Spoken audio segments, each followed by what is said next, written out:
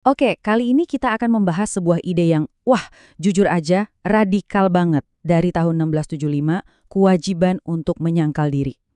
Di zaman sekarang yang mengagungkan self-love, konsep pemusnahan diri ini kedengarannya ekstrim kan? Tapi apa sih artinya? Dan kenapa seorang penulis sampai menyebutnya darah kehidupan semua agama? Yuk kita bedah bareng-bareng. Nah, semuanya berawal dari kalimat ini. Ini pusatnya. Ini bukan sekedar saran atau usulan baik, tapi sebuah perintah yang lugas dan menantang. Setiap orang harus menyangkal dirinya.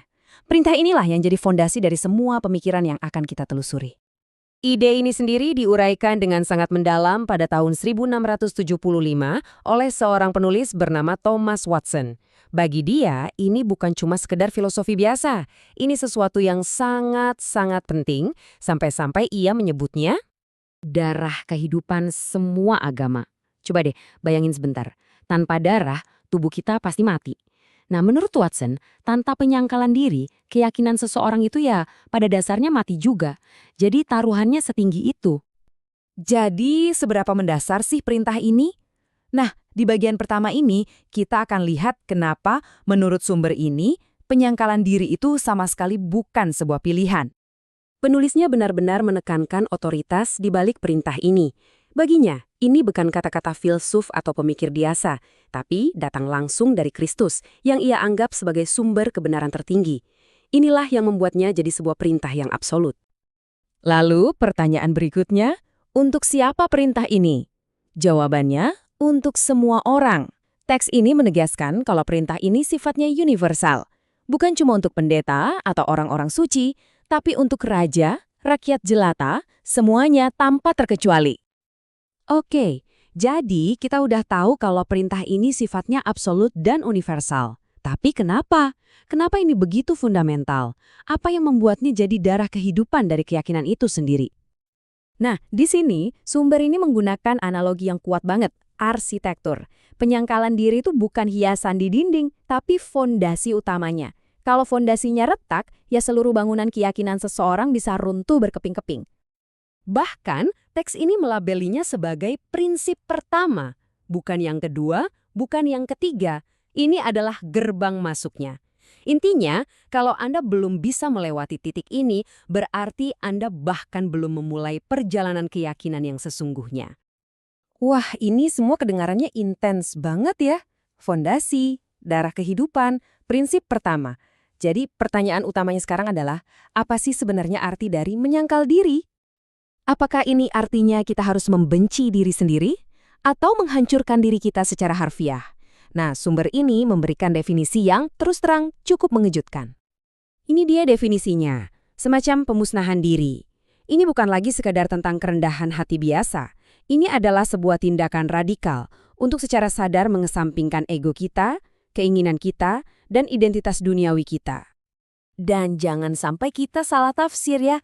Teks ini menegaskan bahwa kalimat biarlah dia menyangkal itu bukan saran yang sopan.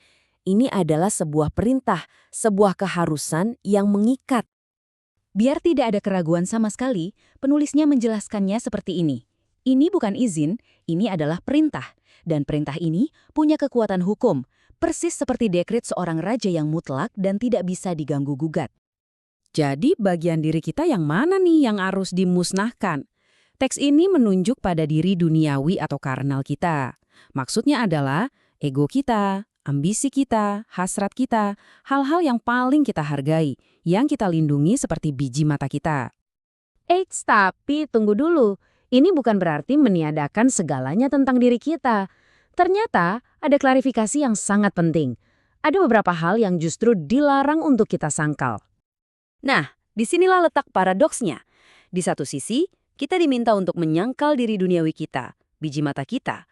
Tapi di sisi lain, ada dua hal yang harus kita pegang erat dan sama sekali tidak boleh disangkal. Janji kita dan anugerah dalam diri kita. Yang pertama adalah soal integritas. Menurut teks ini, janji Anda itu suci. Melanggarnya sama saja dengan mengkhianati inti dari karakter Anda. Anda harus menepatinya, bahkan kalau itu artinya Anda harus berkorban atau menanggung kerugian. Yang kedua, anugerah atau bakat dan kebaikan yang Tuhan berikan. Menyangkal kalau Anda punya itu, misalnya dengan bilang, saya ini nggak punya kebaikan sama sekali, justru dianggap sebagai bentuk rasa tidak bersyukur. Ini sama saja dengan bersaksi dusta atau berbohong tentang karya Tuhan dalam diri Anda. Jadi, inilah paradoks yang kita hadapi dari ide yang usianya sudah 350 tahun ini. Sebuah panggilan untuk memusnahkan diri, tapi di saat yang bersamaan menuntut kita untuk memegang teguh integritas dan anugerah yang kita miliki. Nah, ini pertanyaan terakhir untuk kita semua.